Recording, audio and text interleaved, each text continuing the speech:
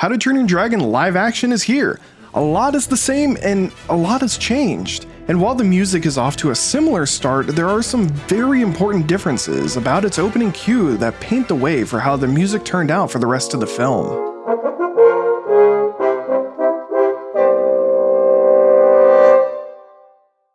Since the live action is only in theaters at the moment, most of the visuals will be from the original, but I will notate what music is playing in the upper left hand corner. And while I'm going to speak more on the negative side about this opening cue, I want to point out a few changes that I actually like in the score. First off, when Toothless is freed, the music has heavy bass hits aiding in a more intense scene.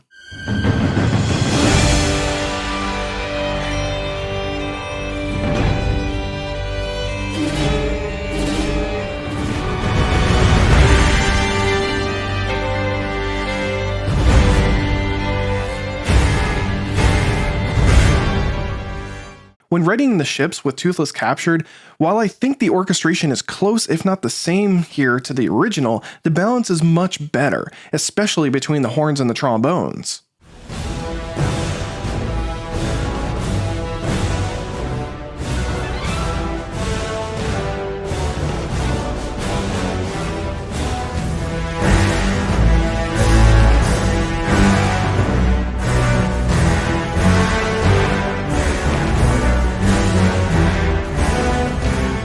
When there's this callback to Test Drive at the end of the film, it's much more intense and I think works a lot better in the new movie.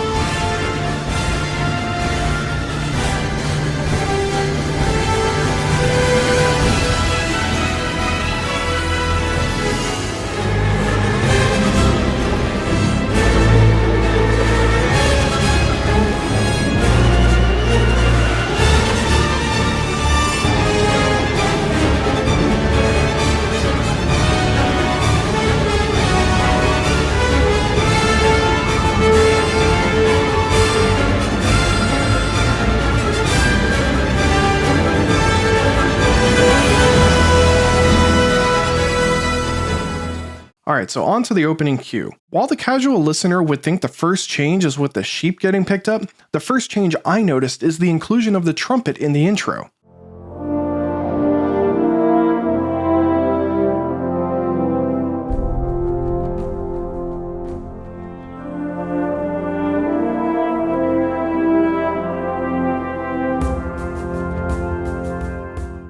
This is notable because in the original score, the trumpet line was actually present, but was removed during the recording sessions, I believe. I can only confirm that it was originally there based on leaked scores, but not when it was actually removed. This does bring us to the sheep. While in the original it was just a sheep being picked up and moving on, the live action adds in a fake sheep and an alarm system. The music here is a bit more on the whimsical side, which to me really changes the tone for a second, giving a bit of a whiplash, especially as the movie tries to take on a more serious tone as a whole, one where the cute jokes that worked in the animated don't really work here. Yeah, between you and me, the village could do with a little less feeding, don't you think?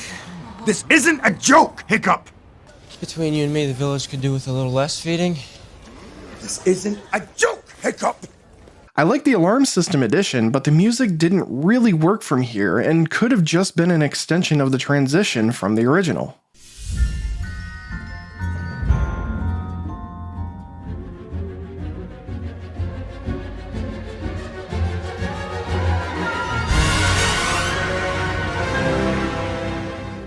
Powell did say that he wanted to be more live action like with the score and less animation-y, except that trumpet gliss sounds very much more animation-like to me. And then there were sections where it really felt too animation-y, so I had to just kind of make some new stuff up that gave it a fun vibe, but didn't poke out as being out of place in what we were seeing. The fun Viking theme is repeated a few times here that's close enough to the original, but needed to be a little bit different since the shots didn't line up the same as the original.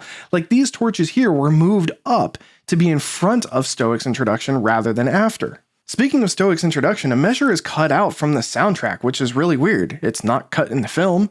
I can't show it here, but it's literally the same as the original.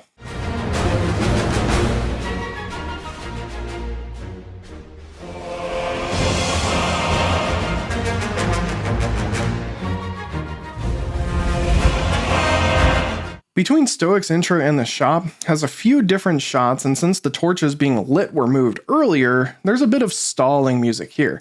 When watching the movie, you don't really notice it, but realizing that it was just filler measures added to the original makes it sound kind of weird to me.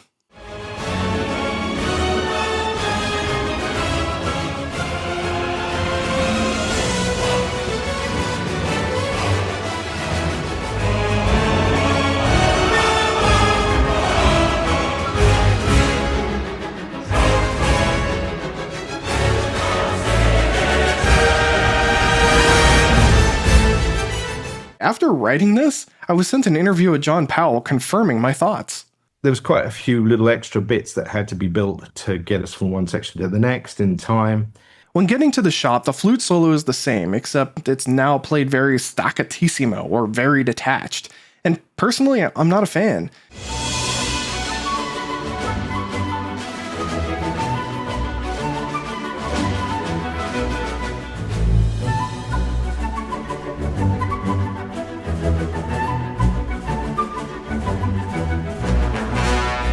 The flute and clarinet exchange getting out of this section is also changed. It's just removed. My guess is for the music to be more out of the way of the dialogue. Once we were into it, I just had to be a bit more cognizant of dialogue. I mean, I think in the animation film, I kind of just like plastered through it a little bit. But for me, it just feels strange either way.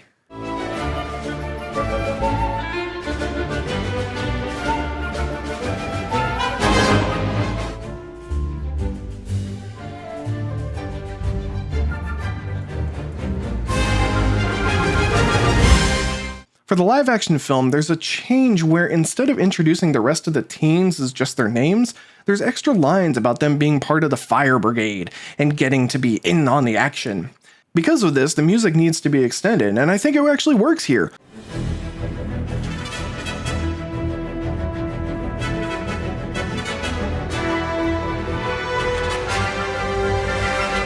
Speaking of these added bits, if you haven't listened to the new test drive, that falls into the same category with the chorus, just being added in the middle.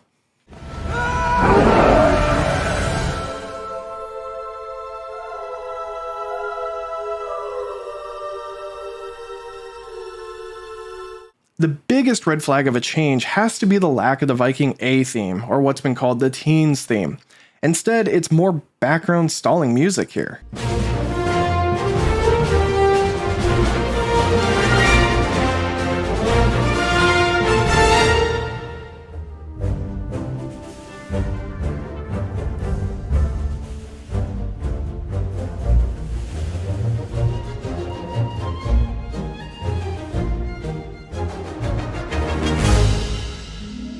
The scene is a little bit different here, so getting the flutes to line up with the dragon shot or the accidental Viking hit both wouldn't work, but I think what isn't as excusable is the Viking A theme is now absent from the movie and does not appear in its entirety basically until the climax of the movie.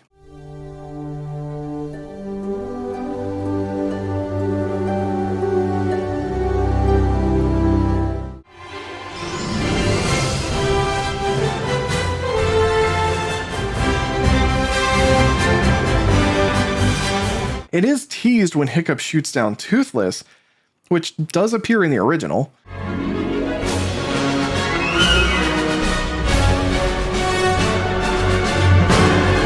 But here, it's like we were ready to go for it, and it just never came. Plus, Hiccup is on the run at that section too in this new movie, so it really feels out of place.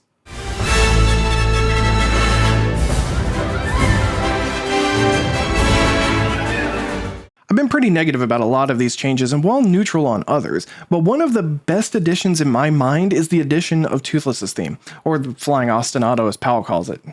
Nah, it's a theme for Toothless. And brilliant here, almost making you wonder why it wasn't there to begin with.